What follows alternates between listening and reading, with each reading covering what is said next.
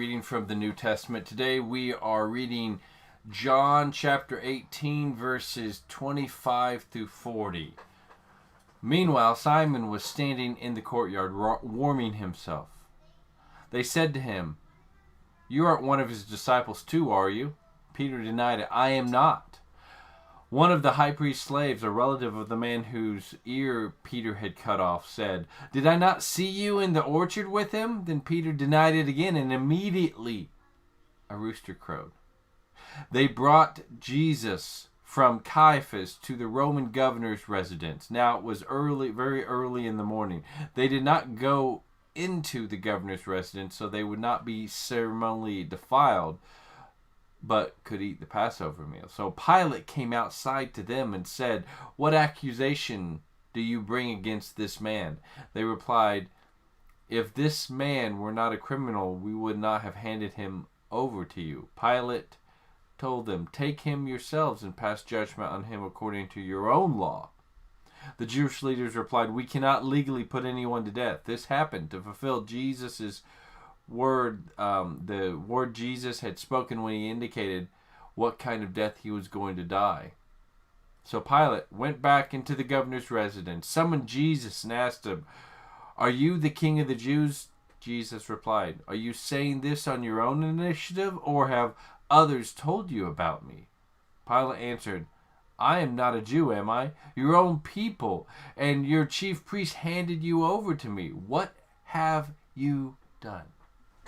Jesus replied, "My kingdom is not from this world. If my kingdom were from this world, my servants wouldn't be fighting to keep me from being handed over to the Jewish authorities. But as it is, my kingdom is not from here." Then Pilate said, "So you are a king?" Jesus replied, "You say that I am a king. For this reason I was born, and for this reason I came into the world, to testify to the truth. Everyone who belongs to the truth listens to my voice."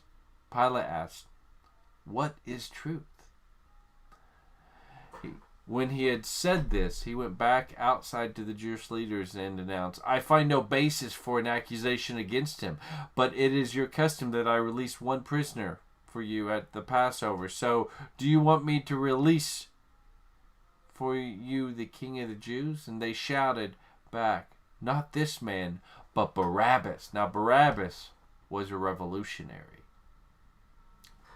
So in this passage, there's a couple things I think that are important. As we started reading yesterday, and really the day before, Peter was told he was going to deny Jesus. And he's denied him once already. But then we come to today's reading, and he denies him two other times. And the rooster crows. And I think it's important for us to really read that and own the fact that we may look down on Peter for doing that, but Peter really, I think, represents us in a lot of ways, because we can have the best intentions and we can say, "Oh, I'm going to do this," and then when it gets hard, and really, really hard, we might not. And that's part of why I think Peter's story in this part of the gospel is important, because it reminds us that we may all be guilty of that at one point or another, denying Jesus, not doing what God has told us to do.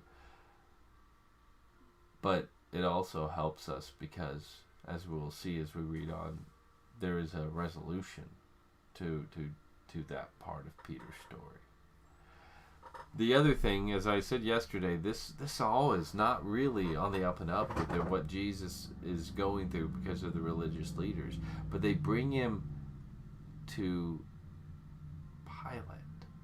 And really, Pilate doesn't even find anything wrong with him. Now, Pilate, he was the one, I mean, he had to be careful, because if there are any problems in Jerusalem, if there are any uprisings, he was accountable for that. And so for Pilate to say, "I find no accusation against this man," is a massive deal. But I do find it interesting that he asks the question, what is truth?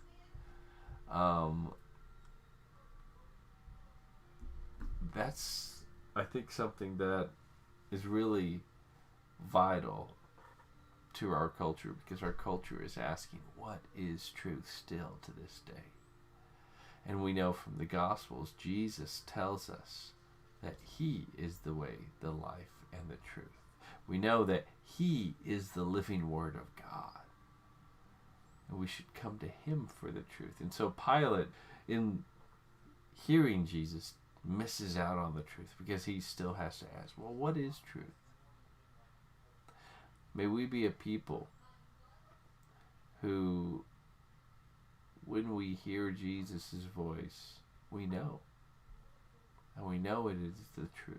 We don't fall into the Pilate's trap of, well, what is truth really? Because we have met the truth. We have heard the truth. And we know the truth.